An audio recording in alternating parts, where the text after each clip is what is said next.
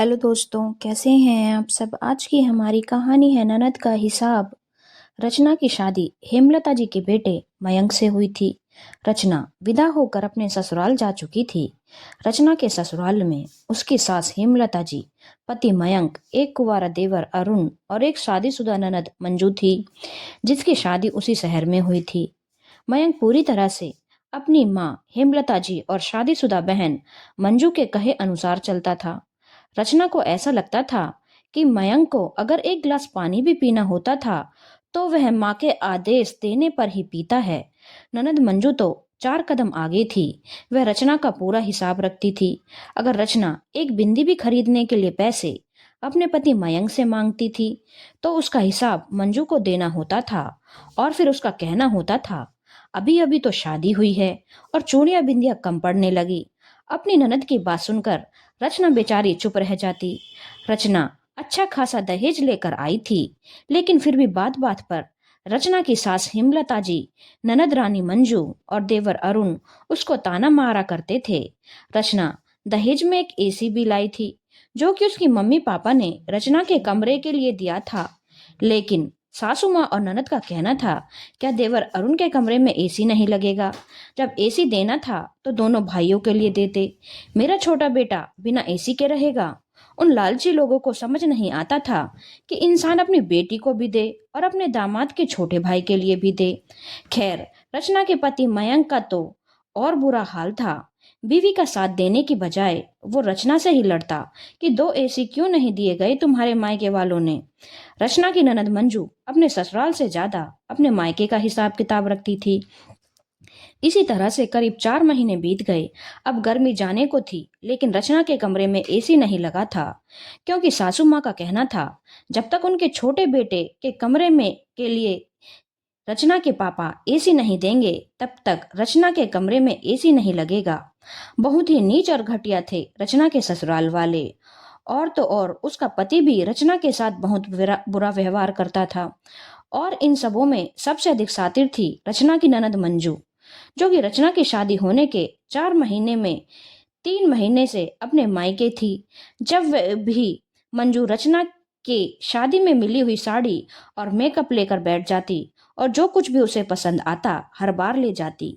इस पर उसकी माँ और भाई बोलते, हाँ हाँ ले जाओ, वैसे भी इसके पास तो इतना है और मेकअप करने के लिए भी तो शकल होनी चाहिए, जो कि इस गवार के पास है ही नहीं। तो ये गवार मेकअप लगा के क्या करेगी। और उल्टी सीधी बातें करके हंसने लगते और रचना का मजाक बनाते। रचना सब कुछ बर्दाश्त करती थी, क्योंकि उसकी माँ ने सिखा रखा था कि ससुराल में शुरू शुरू में काफी कुछ बर्दाश्त करना पड़ता है, उसके बाद धीरे धीरे सब कुछ ठीक हो जाता है। रचना अगर कभी अपने मम्मी पापा से फोन पर बात करती तो सारा परिवार मिलकर उसकी बातें सुनते और उसे ज्यादा देर बात भी नहीं करने देते। बहुत परेशान हो गई थी रचना। ननद मंजू जब अपने ससुराल चली जाती तो भी घंटों मयंक से फोन पर बातें किया करती थी और रचना की एक एक चीज का हिसाब लिया करती थी।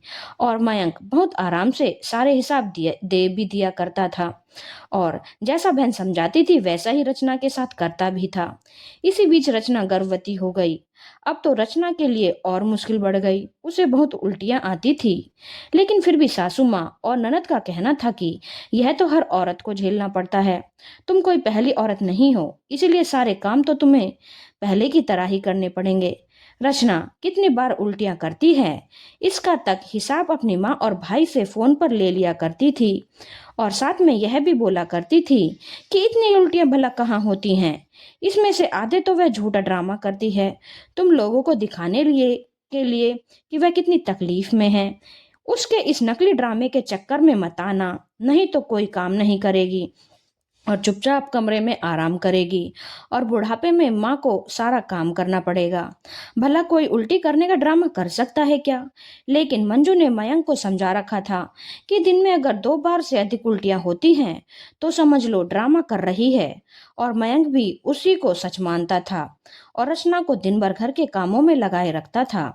रचना की हालत बहुत खराब हो चुकी थी, लेकिन फिर भी वह लोग उसे मायके नहीं जाने दे रहे थे, क्योंकि मंजू ने मयंक को समझा रखा था कि यह मायके जाएगी तो यहाँ की बुराइयां करेगी कि हमने इसके साथ गलत व्यवहार किया है, इससे हमारी बदनामी होगी, जबकि हमने कुछ भी गलत नहीं किया है।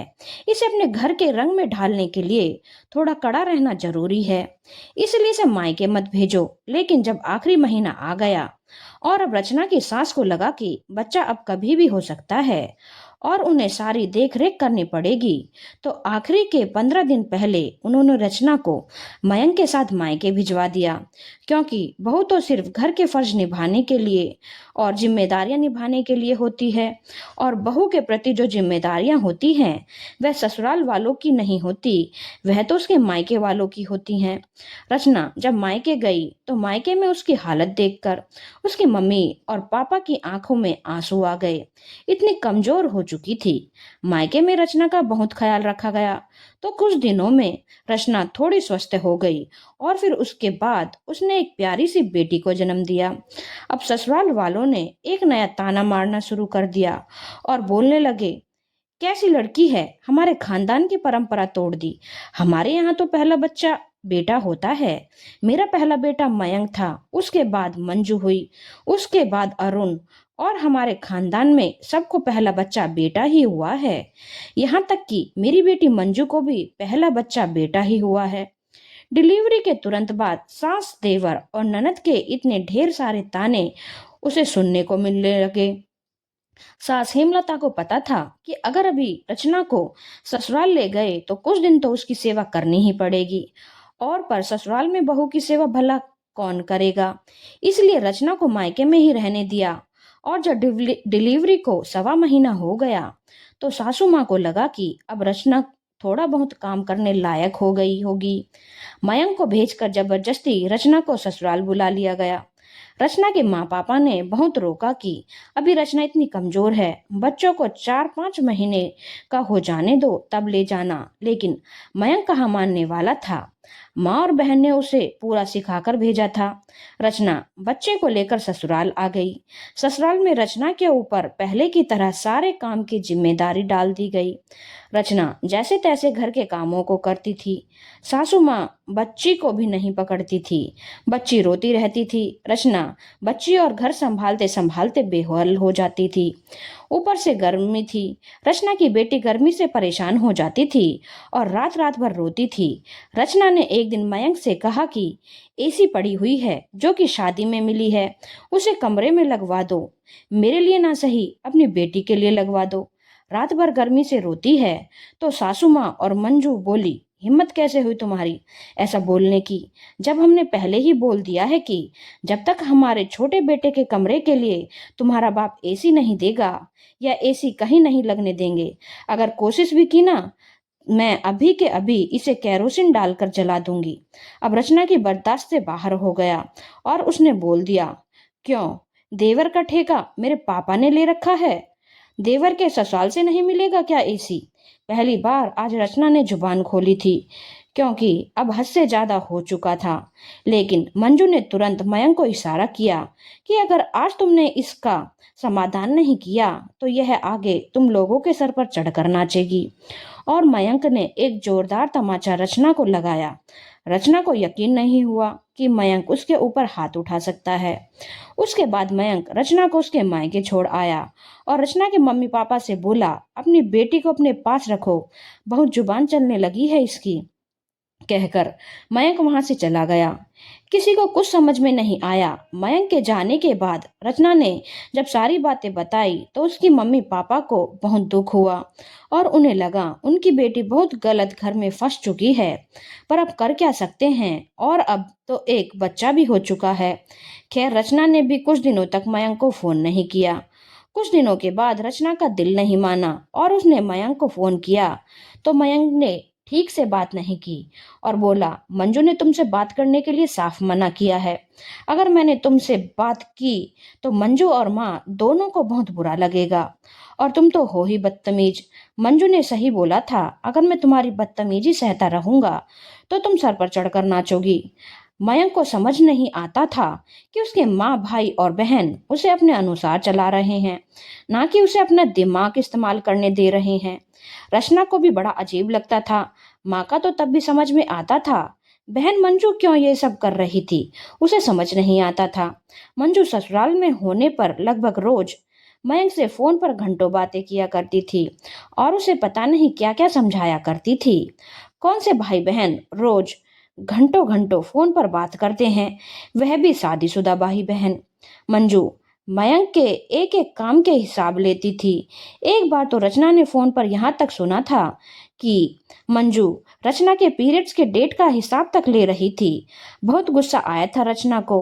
यह कैसे भाई बहन हैं कि भाभी की एक एक चीज भाई से जाननी होती है। कोई शर्म लिहाज नहीं, सिर्फ इसलिए कि अपनी भाभी की जिंदगी तबाह कर सके। कितनी नीच और घटिया औरत है। रचना को यह भी पता था कि मंजू इतनी बदतमीज है कि उसने अपने ससुराल में भी सबका जीना हराम करके रखा हुआ है और अपने पति के साथ पूरे घर में अपना हुक्म चलाती है। ससुराल में किसी की हिम्मत नहीं होती मंजू से लड़ने की, और यही हाल उसने मायके में भी कर रखा है। मयंक को पूरा अपने कब्जे में कर रखा है। अगर मंजू मायके में होती थी तो उसके बेडरूम में ही बैठी रहती थी ताकि पति पत्नी करीब ना आ पाए। और अब तो रचना खुद अपने मायके आ चुकी थी मंजू की मेहरबानी से, लेकिन अब रचना भी अड़ गई थी कि जब तक मयंक खुद उसे लेने नहीं आएगा अब वह अपने ससुराल नहीं जाएगी। रचना के माँ पापा भी रचना के दुख को समझते थे, इसीलिए उसके साथ कोई जोर जबरदस्ती नहीं कर रहे थे उसे ससुराल भेजने की। और उनका भी यही कहना था कि अत्याचारों को जितना सहोगी उतना तुम्हारे ससुराल वाले तुम्हारे ऊपर अत्याचार करते रहेंगे। इसका जवाब तो देना बनता ही है। करीब 1 साल का वक्त बीत गया। रचना अभी तक मायके में ही थी। बेटी भी लगभग 10 महीने की हो चुकी थी।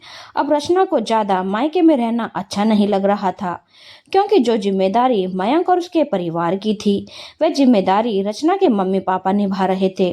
मंजू मयंक को भड़काती थी ये बोलकर कि अगर तुम अभी रचना को लेने जाओगे तो जिंदगी भर तुम्हारे सर पर नाचेगी। इससे अच्छा ऐसी पत्नी से छुटकारा पालो और किसी अच्छी लड़की से शादी कर लो। मंजू ने अच्छे से मयंक का ब्रेन वॉश किया। मयंक ने तलाक के कागज रचना को भेज दिए। तलाक के कागज देखकर अब रचना को समझ में आ चुका था कि घी अब सीधी उंगली से नहीं निकलेगा, अब उंगली टेढ़ी करनी पड़ेगी। रचना अपने मम्मी पापा से बोली, अब तक हम लोग चुप थे और इसका इन लोगों ने बहुत फायदा उठा लिया। इन लोगों ने मेरे साथ बहुत अत्याचार किए हैं, मुझे खाना तक नहीं दिया, भूखा रखा है, मेरे ऊपर हाथ उठाया है, मानसिक परेशानी दी है, कोई कमी नहीं छोड़ी है मुझे सताने में। ऊपर से शादी के बाद भी काफी दहेज लिया है और अब इन्हें तलाक चाहिए। अब मैं इन्हें जवाब दूंगी और इन्हीं की भाषा में दूंगी। रचना के माँ बाप को समझ में नहीं आया कि रचना क्या करने वाली है। रचना ने सीधा अपने नंदोई को फोन लगाया और बोला, अपनी बीवी के ऊपर जोर नहीं चलता तेरा। नंदोई ने बोला, ये कैसी बातें कर रही हैं आप। रचना ने साफ बोला, ज्यादा नौटंकी करने की जरूरत नहीं है। तेरी बीवी से अपना घर तो संभलता नहीं है, मायका संभालने चली है, भाई का घर संभालेगी। और तू कैसा पति है कि तेरी पत्नी ससुराल से ज्यादा मायके पर दिमाग लगाती है, और तेरी औकात नहीं पत्नी को घर में रखने की, बल्कि उसके पीछे पीछे उसके मायके के पचड़ों में पड़ा रहता है। रचना ने बहुत गंदे तरीके से अपने नंदोई से बात की। नंदोई ने भी गुस्से में बोला, अपनी जुबान पर लगाम लगाओ। रचना बोली, अभी तक तो जब जुबान पर लगाम लगा रखी थी, अब जाकर तो मेरी जुबान खुली है। अब देख तेरी बीवी और तेरा मैं क्या हाल करती हूँ, और साथ ही साथ तेरे प्यारे ससुराल वालों का। बहुत शौक है ना तेरी बीवी को मायके का हिसाब किताब रखने का। एक एक हिसाब किताब ना निकलवाया उसका तो कहना, अब मैं सीधे थाने जा रही हूँ रिपोर्ट करने, और मेरी रिपोर्ट में सबसे पहला नाम तेरा और तेरी बीवी का रहेगा। मेरी जिंदगी खराब करके रखी है तुम लोगों ने। भले तुम लोग सब जमानत पर छूट जाओ, लेकिन कम से कम 1-2 दिन तो पुलिस की ऐसी लाठी पड़वाऊंगी, इतना कुटवाऊंगी, इतना कि जिंदगी भर याद रखोगे। सही से चलने लायक नहीं बचोगे। नंदोई को अब थोड़ा डर लगने लगा। उसने बोला, यह सब आप क्या बोल रही हो? मंजू ऐसा क्यों करेगी? आखिर वह मयंक की बहन है। रचना ने बोला, बहन है तो बहन बनकर रहे ना, पत्नी बनने की कोशिश क्यों कर रही है? 24 में से 10 घंटे तो फोन पर बातें करती है, बाकी वक्त मायके में पड़ी रहती है। यह कौन सा भाई बहन का रिश्ता है? मैंने तो कभी नहीं देखा ऐसा भाई बहन का रिश्ता। मुझे तो ज्यादा मयंक की बहन से ज्यादा उसकी पत्नी का रिश्ता निभाते हैं ऐसा ही दिखता है। जो रिश्ता एक पत्नी निभाती है वह रिश्ता एक बहन निभा रही है। रचना बहुत गुस्से में थी और उसे बोलते बोलते मर्यादा की सारी सीमाएं लांघ दी। बहन है तो बहन बन के मायके आए और जाए, मायका संभालने और मायके की मालकिन बनने की कोशिश क्यों कर रही है? नंदोई ने बोला, आप शांत हो जाओ, मैं बात करता हूँ। रचना ने बोला, कोई जरूरत नहीं है बात करने की। अब तो तुम लोगों को सीधा तुड़वाऊंगी और इतना तुड़वाऊंगी कि तुम्हारी 7 पुश्तें याद रखें। तुम लोग इस गुमान में होना कि अगर मैं कोई केस मुकदमा करूंगी तो सालों तक केस चलेगा, मैं थक जाऊंगी, मैं हार जाऊंगी और तुम लोग चैन की बंसी बजाओगे। ऐसा कुछ नहीं होगा, अच्छी खासी पढ़ी लिखी हूँ और आराम से मुझे कोई भी नौकरी मिल जाएगी और मेरी मम्मी इतना तो कर ही देंगी कि मेरी बेटी को संभाल ले। मैं अपना और अपनी बेटी का खर्चा बहुत आसानी से चला लूंगी और मेरा घर इतना बड़ा तो है ही कि आराम से एक कमरे में अपनी बेटी को लेकर रह लूं। लेकिन तुम लोगों को रगड़ कर न रख दिया तो मेरा नाम बदल देना। तैयार हो जाओ अपनी नई जिंदगी के लिए। रचना की धमकी सुनकर उसका नंदोई डर गया और अपने साले मयंक को रचना और उसकी बातों की रिकॉर्डिंग भेज दी और बोला, संभल जाओ नहीं तो तुम्हारे साथ साथ तुम्हारी बीवी हमें भी जेल की चक्की पिसवा देगी। तुरंत जाकर अपनी बीवी को अपने घर ले आओ और अपनी बीवी को तो मैं संभाल लूंगा।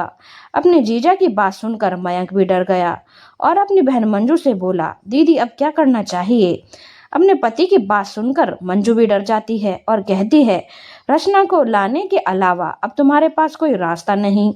तुरंत ही जाकर रचना और उसकी बच्ची को ले आओ, इससे पहले वह थाने में जाकर हमारे खिलाफ रिपोर्ट दर्ज करे। मयंक तुरंत ही अपने ससुराल रचना और अपनी बेटी को लेने के लिए निकल जाता है और अपने ससुराल पहुंचकर रचना और उसके माँ बाप से माफी मांगता है। अब उसे समझ में आ चुका था किसने क्या गलती की है और उसकी गलती की सजा उसे क्या मिल सकती है। घर पहुंचने से पहले ही मयंक ने एसी वाले को भी फोन कर दिया कि उनके घर पर पहुंचने से पहले एसी वाला पहुंचकर एसी लगा जाए। इस तरह रचना अपने ससुराल पहुंच गई और सबसे पहले जाते ही अपनी ननद मंजू को आड़े हाथों लिया और बोली, मैं कह देती हूँ यह औरत मुझे इस घर में नहीं दिखाई देनी चाहिए। मैं इसकी शक्ल तक नहीं देखना चाहती। इसने मेरी जिंदगी बर्बाद कर दी। अगर यह औरत दोबारा इस घर में मेरे सामने आई तो मैं बर्दाश्त नहीं करूंगी और मैं नहीं जानती मैं क्या करूंगी। भलाई इसी में है, जब मैं घर में ना रहूं यह अपनी माँ से मिलने आ जाए, मेरे सामने अपनी शक्ल लेकर ना आए। और एक बात, भविष्य में कभी यह मेरे पति से बात करती है तो अपने हश्र की जिम्मेदार यह खुद होगी। मैं अपनी गृहस्थी अपने आप संभाल सकती हूँ, मुझे किसी की जरूरत नहीं है। और इस तरह से रचना मंजू का उसके मायके आना जाना बंद करवा देती है और अपनी बेटी की अच्छे से परवरिश करने लगती है। धन्यवाद दोस्तों। अगर आपको कहानी अच्छी लगी हो तो चैनल को लाइक, शेयर और सब्सक्राइब करना ना भूलें।